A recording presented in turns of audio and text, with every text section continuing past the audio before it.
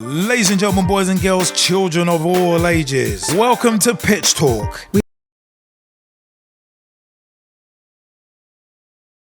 Check out our videos on YouTube and Instagram's IGTV, including special feature segments, vlogs such as the Straight Shootin View, Coaching with JBK,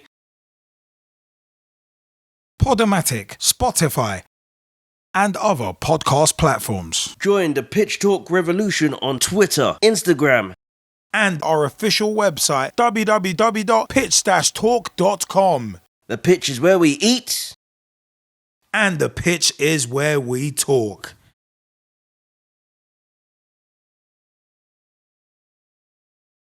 Welcome to the Straight Shootin View.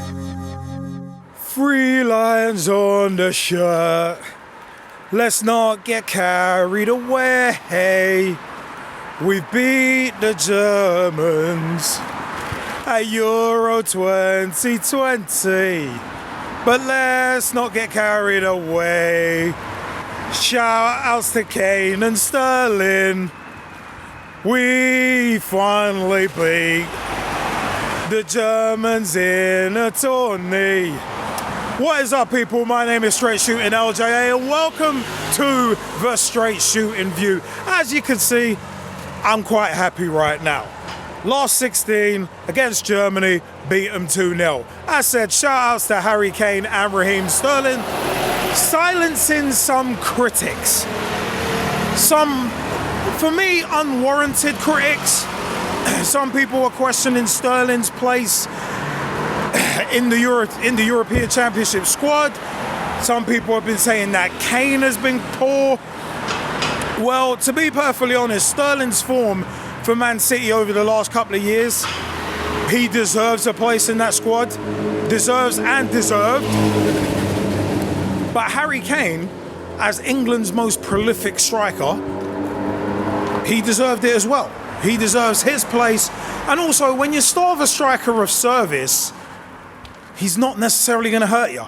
And there are very few strikers who can basically make their own service. Very few.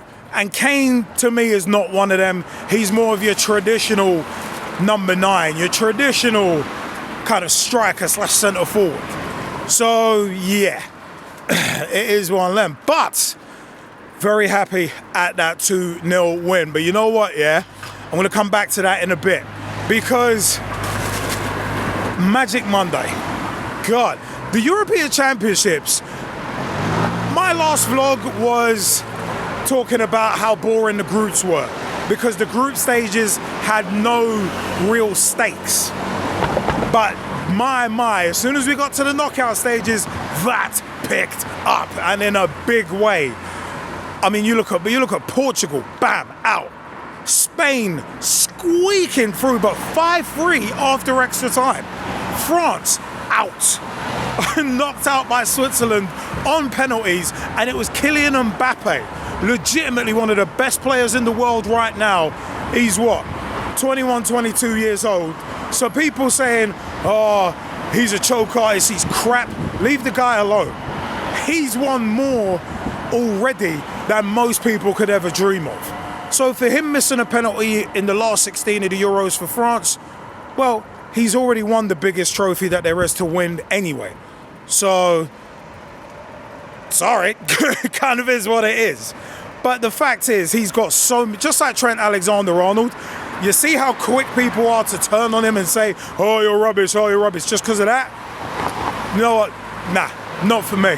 Don't do it. Like, I just don't like that mentality of, oh, person missed a penalty, oh, they're terrible, oh, they're crap, oh, this and that. And ironically, Gareth Southgate will know that feeling because, boy, but at least he's got a sense of humour and knew how to take the mick out of himself. Remember the Pizza Hut adverts? After Euro 96, those Pizza Hut adverts were pretty good. Although the Ball Boy shoes adverts, yeah, they looked a little out of place. Oh, God, Ball Boy shoes is what you need. Get the power on your feet. And that said, that brings me nicely back to the England game. So, England earlier tonight, beating Germany, finally exorcising some 25-year-old demons right there. Because since Euro 96, obviously we've come up against the Germans again, and they've beaten us. Yeah, there was the 5-1 in the World Cup qualifiers. All good. But in terms of major tournaments, there was the shaft job back in 2010, which, well, kind of led, well, at least indirectly, led to GLT being brought in. So, yeah, interesting stuff there. But you know what, yeah? France, Switzerland, I'm going to go back to that. Gotta give a massive shout out to Switzerland, because at one point they looked dead and buried. Same with Croatia. Both of those sides, and you look at Spain and France, the reigning world champions and the dethroned world champions, both surrendering 2-goal leads on the same day, was just strange enough. But Spain ended up overcoming a couple of goals in extra time. Alvaro Morata really did show in extra time the two sides to his game. Brilliant finish for his goal, but then he fluffed the chance afterwards to make it even more convincing. So it really has been crazy. And you know what, yeah? France, really, the chances they had, Switzerland, especially for that last 10 minutes, Switzerland shouldn't have had a look in. Mbappe looked a bit off, but it is one of them where it's like France had enough in terms of firepower for that to not really matter, but they just dropped the ball. Deschamps' boys dropped the ball. So it was so crazy to see as well with Hugo Lloris's penalty save, and then a couple minutes later Benzema scores, and then a couple minutes after that Benzema scores again, and it's 3-1, and you're thinking, yeah, this looks like a done deal. And then Switzerland, it was like, no, they get one back, and it's like, okay, we potentially got a grandstand finish here. And then not only did we get a grandstand finish, the goals dried up in extra time, but then Switzerland, it was like, oh my God, it's happened again. A 2-goal lead squandered. So it was brilliant. It was brilliant to watch. And you know what? The last 16 has been tremendous. I mean, Austria, God, running Italy close. Portugal getting eliminated. I mean, it's one of them. The big scalps that have gone makes it a pretty open field now. Even more so than pre-tournament. I mean, at the end of the day, my prediction for this tournament, boy, I had Holland as my dark horses, and I had France to basically win it. Go back and watch the Straight Shootin View. My basically pre-tournament predictions. But the fact is, it's like Holland, with the embarrassment of riches they have in terms of talent, couldn't do it. Just couldn't do it. Same with France. An embarrassment of riches when it comes to talent, but couldn't do it. So, yeah, the field going into the quarterfinals, I said, is just so wide open. It's going to be intriguing. And England, we are in kind of a unique position, because in the quarterfinals, they're going to be played in Rome. But apart from that, if we progress through to the semis and then the finals, they're both at Wembley. Remember, both sets of semis are at Wembley. So if we make it all the way to the final, we will have had home field advantage for basically every game but one. Which, when you really sit down and think about it, it's like, that's actually quite interesting. But with fans being allowed in as well, that could make all the difference. I mean, you could see you could hear, you could see the fans cheering us on earlier tonight against Germany, but that can also translate to pressure against Scotland. It looked like the pressure got to the lads, but you know what? Yeah, I'm glad that we weren't like, say, Holland, because Holland seemed to peak in the group stage. And as I've said before, as I said on my previous vlog, you don't want to peak too early in the tournament, Because if you peak too early, you'll be going home early too. So it's just really interesting. But you know what, yeah? You can't underestimate anyone. Sweden, Ukraine, Switzerland, you can't underestimate anybody at this point. Croatia still. Like not Croatia, Spain. Even though Spain are not at their best right now, they're still decent. They can be got at, but then you can kind of say that about everyone. But for me, you know what, yeah?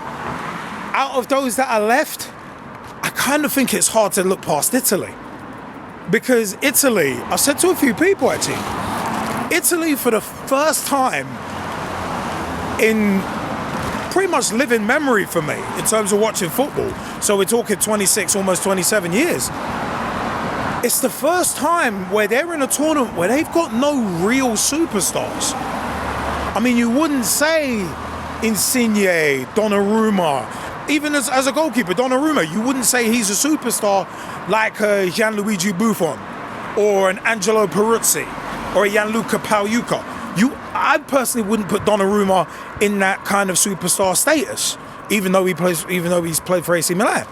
But it's one of them where it's like, I mean, even at the back, I mean, yeah, Chiellini in the stands, and it's like, yeah, you don't have those stars. Not like a Pirlo or Gattuso, Del Piero, Ravanelli. It's like, even Francesco Totti. It's like, Italy look like a lot more of a team. So, they would be ones to watch. So, it's going to be very, very interesting to see how the rest of the Euros shake out. Because there is still a lot of talent on show.